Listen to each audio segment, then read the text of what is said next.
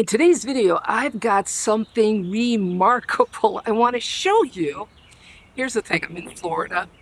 I've got an in-ground swimming pool, and even though I'm in Florida, oh my goodness, it gets chilly during the winter months, and so I can't really use my pool in the way that I'd like to, because folks, I'm trying to slim down a little bit, get that exercise in, and so recently, I installed something, well, you gotta think of it as like an air conditioner for your swimming pool. Kind of like a mini split, where it heats the water when it's kind of chilly outside. Check this out. It can cool the water when it's really hot during the summer. I'm going to tell you what it is. I'm going to show you how I went about installing it. Coming up next. I want to thank Turbro for sponsoring today's video. Hey everybody, I'm Leah of seejanedrill, and if this is your first time here, can I just say welcome to you. We're a home improvement channel where beginners are welcome as well. If you have ever dipped a toe into your pool and thought, oh no, that is just way too cold, then today's video is for you. I recently installed a swimming pool heat pump, and it has completely changed how and how often I use my swimming pool. In this video, I'm going to walk you through how I installed it, what I learned along the way, and more importantly, why heat pump just might be the smartest upgrade you can make to your home's swimming pool. Now, traditionally, gas pool heaters are great for heating up the water really quickly, but man, oh man, they can be expensive to run, and they're not exactly eco-friendly, folks. A heat pump, on the other hand, works like an air conditioner in reverse. It pulls the warmth from the air and transfers it into your pool's water, which means it's energy efficient and cuts your operating costs by more than half. I'll be honest with you, when I first started researching pool heat pumps, I thought, oh, I don't know, this could be a little complicated because I had never done it before. But as you'll see, it's very doable, folks. If you're comfortable with plumbing and electrical basics, you're going to be okay. The Turbro swimming pool heater pump, it came really well crated. However, it's rather heavy, so you're gonna need help getting it in position on your concrete pad. I started by choosing a flat, stable base close to the pool's existing plumbing. A heat pump needs good airflow, so you'll want at least 18 inches clearance around the entire unit. Okay, I've got the heater resting on its side here, and the reason for that is because I need to access the bottom of the heater because I have to attach a drainage hose, as you see right here. And along with that drainage hose, I need to put on this fitting. Now you want to make certain that there's enough clearance for the drainage hose and the fitting underneath. Now what I'm going to do to raise up our heater is I'm going to put on these shoes, and that should give me enough space between the bottom of the heater and the concrete pad. All right, it's time to attach our heater to the concrete pad here. And the way we're going to do that is we're going to use Tapcons. That's what this is. And I'm going to use a masonry bit. That's what we have here. I've got a little bit of tape, and this is going to help me determine the depth.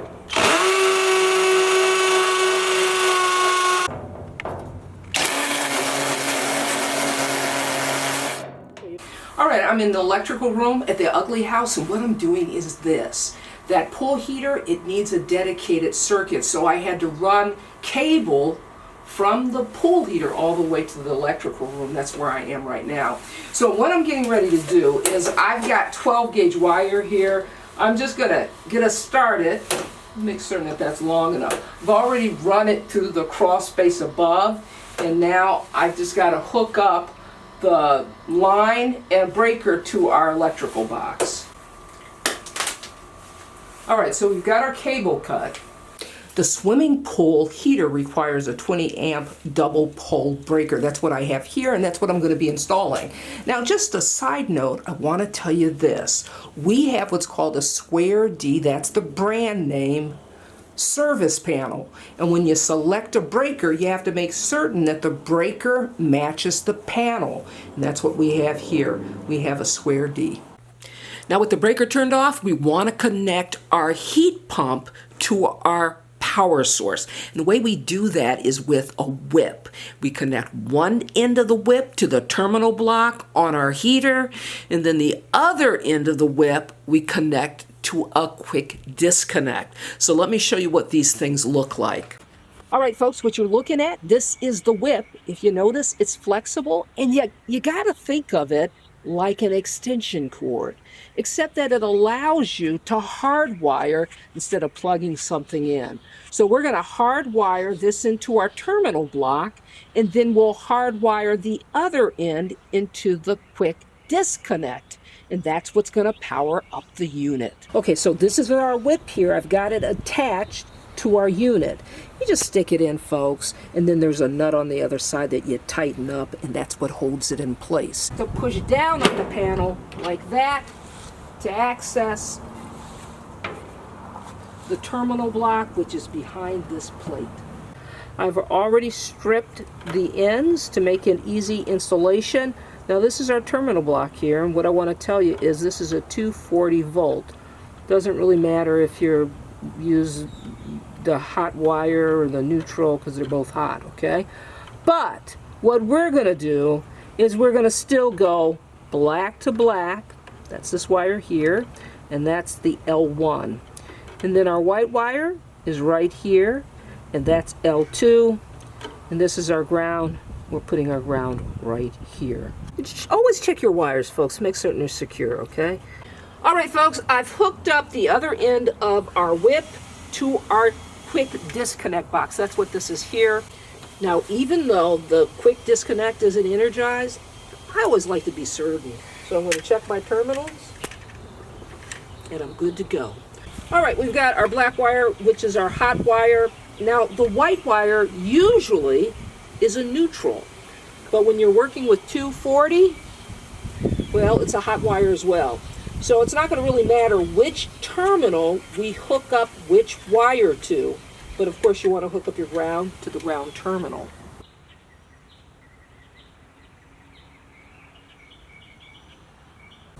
All right, folks, I'm getting really excited here because this is where the magic begins. You know, we've secured our unit to the concrete, pad.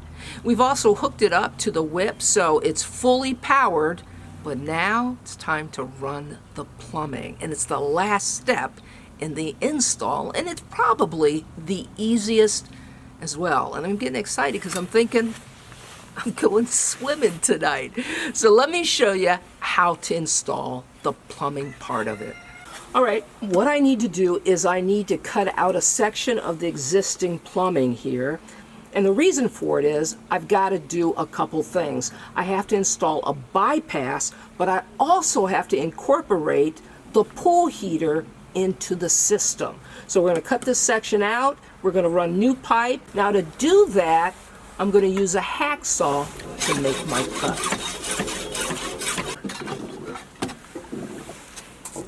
Now to get a good chemical weld, you want to make certain that if you got any crud like this here, you get that off of the pipe. I was able to do that. And now I'm just going to apply some more cleaner primer to it. You want to make certain that you get good contact. All right, folks, I'm in the home stretch because I'm almost finished with my dry fits. And that's what I'm doing right now. Once I get my dry fits done, then I'll start to glue up. All right, folks, what you're looking at is a bypass valve. This is what I have to install. But I want to draw something to your attention, and it's something you need to know. And that is this valve is made out of ABS. So when you go to join it to PVC, you cannot use a cleaner or a primer inside the fitting here. Otherwise, you're going to have a bit of a disaster. And you want to make certain that you use an all-purpose cement that says it's rated for ABS. Now with the Turbro heater, this is how I ran the plumbing. You really only have the water outlet and the water inlet to worry about. This is our outlet. below it is our inlet, okay? You want to put your heater at the back of the run, past the filter. Now, what I will say is this valve here, this is my bypass valve. You want to place that on your inlet because that's going to control the water going into the unit. What we have is we have the water outlet section of the unit. And this is the water that's being sent back to the pool, the warm water, right? Now I want to show you something, and it's this right here. It's a check valve. And this is just personal preference for me. The instruction manual doesn't call for a check valve, but I decided I wanted to install it because it's going to prevent water from flowing back to the unit, which is why they call it a check valve. All right, let's fire this baby up. This is our quick disconnect. Just going to lift this up like this. Got to turn this around. All right, I want to show you here on the side of the heater, there's a panel that you can use to operate and program the heater. But you can also use your smartphone, and that's what I'm going to be using today. Oh, now you're going to want to download this if you want to operate the system from your smartphone. Now all I have to do is power it on, and we're going to find out just how well I've done. So I'm powering on the unit. I'm seeing heat mode here at the top. Now I prefer the app. Now what you can do is you can set the temperature. It's really easy. You can use the plus sign to raise the temperature like so, or the minus sign to lower the temperature. Or you can, use it like that. Now down here you'll notice it'll say inlet and outlet. Now the inlet is showing what the pool temperature is currently. We just turned it on, so the pool water is a little cold because you got to realize it's like 12 to 14,000 gallons of water that we're trying to heat up. So it's coming in at 80 and it's leaving the outlet at 91 currently. So as time goes on, that water in that pool is gonna start to heat up. Now the other settings are, we're gonna go over here to settings, we'll click on it, and if you notice, we can set a timer. And I've got it scheduled to come on at 10 in the morning and to go off at 7:45 in the evening. Now, here's what I've learned. I've learned that you gotta keep leaves and debris away from the air intake. You also wanna use a solar blanket or a pool cover to keep the heat at night, in the pool, because it's going to make a big difference.